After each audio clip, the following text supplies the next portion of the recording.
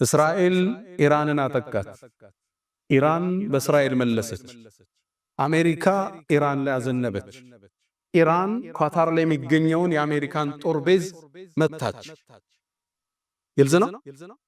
እንደተመታም ትራምፕ ቀድማችሁ ስለነገራችሁም ብሎ ኢራንን አመሰገነ። ኢራንም ወደ ኳታር ስለተኮሰች ኳታርን ይቅርታ ጠየቀች። እስራኤልም ኳታር ለሰላሙ መደራደር እጅ ስለነበራት አመሰገነች። ኳታር ደግሞ ኢራንንም አመሰገነች። ገብቷችኋል? ውስብስብ ነው አይደል?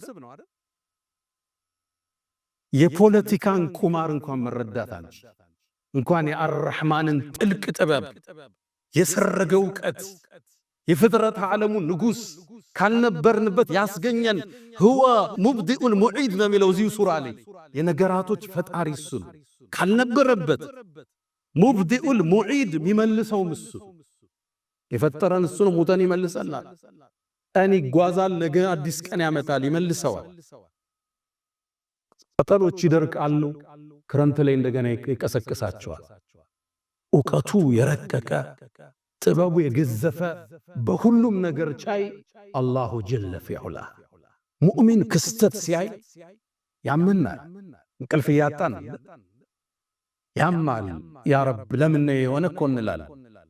ግን ደግሞ በረቀቀ ዕውቀቱ ስር በጥልቅ እይታው ስር እንዳለ ደግሞ እናመን።